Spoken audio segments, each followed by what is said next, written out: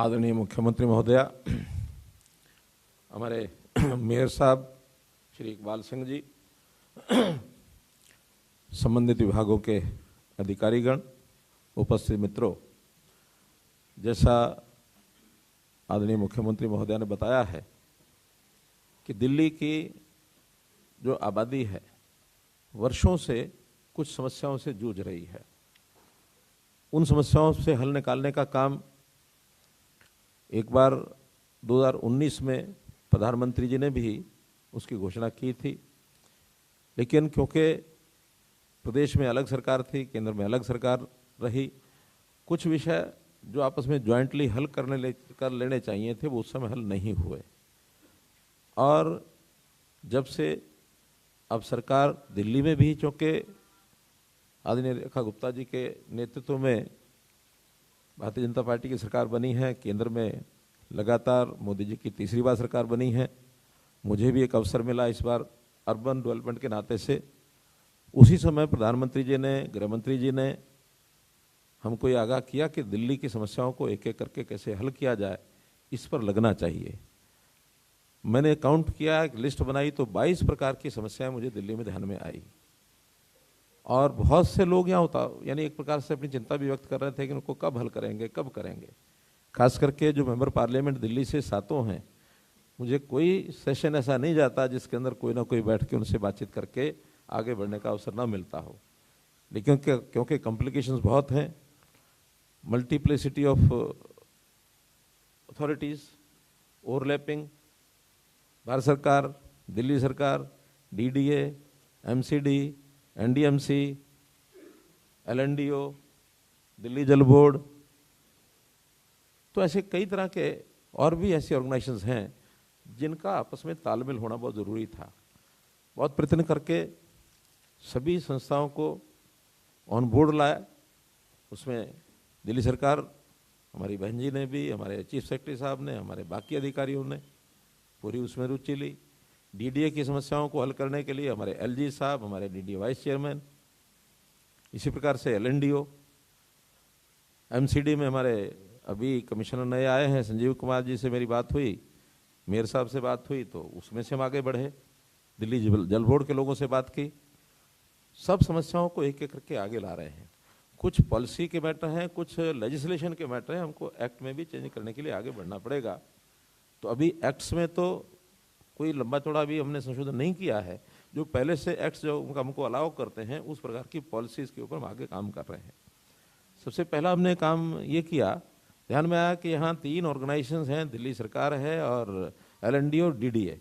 इनके जो circle rate हैं वो तीनों के अलग अलग हैं।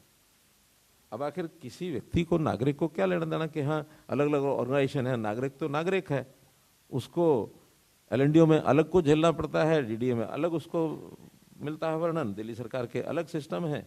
तो हमने जो सर्कल रेट है इसको कैसे एक लाया जाए, दोनों ऑर्गेनाइजेशंस को तैयार किया, डीडीए और एलएनडीओ को। एक नोटिफिकेशन 1 जनवरी को निकाला कि जो रेट्स दिल्ली सरकार लागू करेगी, जैसे ही लागू करेगी वो अपने आप दोनों संस्थाओं के कलेक्ट रेट माने जाएंगे। ये समस्या उस समय हल हुई। अब उसके साथ कई चीज़ें जुड़ी हुई हैं, उसमें बहुत से चार्जेस हैं, कन्वर्जन रेट्स हैं, रजिस्ट्रेशन है। रजिस्ट्रेशन भी दिल्ली सरकार के अंतर्गत कुछ हमारे रेवेन्यू डिपार्टमेंट करता है और कहीं कहीं हमारी डीडीए के भी अपना रोल है, वो भी उसमें रजिस्ट्रेशन नहीं करते। क्या करते हैं उसको, डीडीए अपने प्लॉट्स के मालिक को क्या देता है, कन्वर्शन। हाँ, तो उस नाते से उनका भी अपना एक रेट सब होता है। लीज होल्ड प्रॉपर्टीज के किराए भी उसी सर्कल रेट से जुड़े हुए होते हैं। तो ऐसी समस्याओं का हल उसमें से निकल रहा है।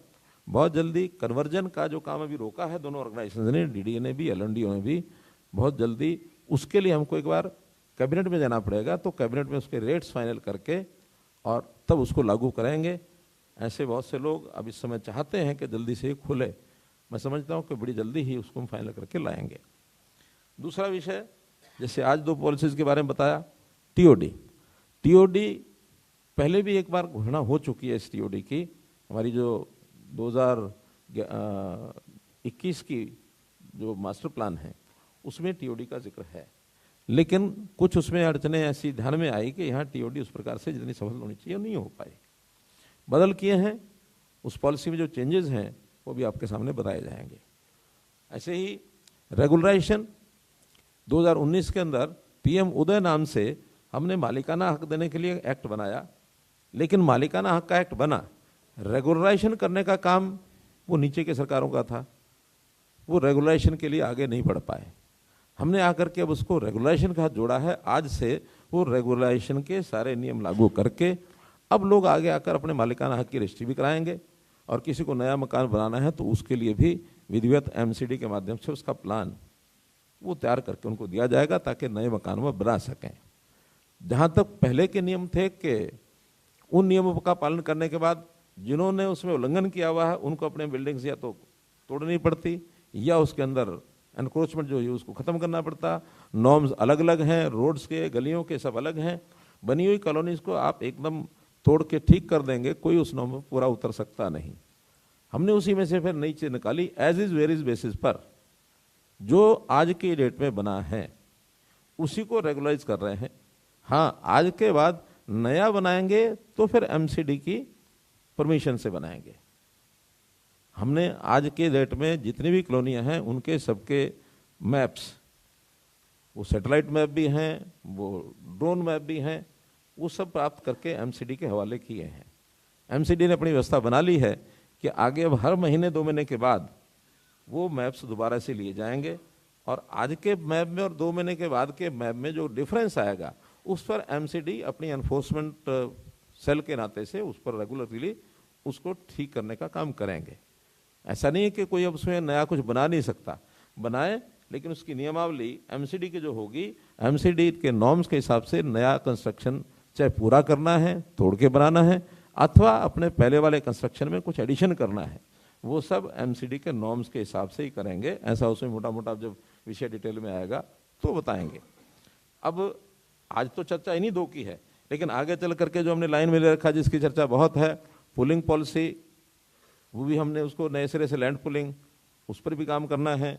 हमने लो डेंसिटी का एरिया, उस पर भी काम करना है। वो हमने जो कन्वर्जन लीज से फ्री होल्ड उस पर करना है। दिल्ली मास्टर प्लान 2041 उस पर करना है। वन टाइम सेटलमेंट स्कीम इस पर लेके आएंगे, उस पर करना है। एफ्लुएंट कॉलोनीज बची हैं उस पर काम करना है। तो इस प्रकार के अभी जो विषय पेंडिंग हैं उस पर एक एक करके काम हो रहा है। बहुत जल्दी एक एक चीज़ आपके सामने आएगी।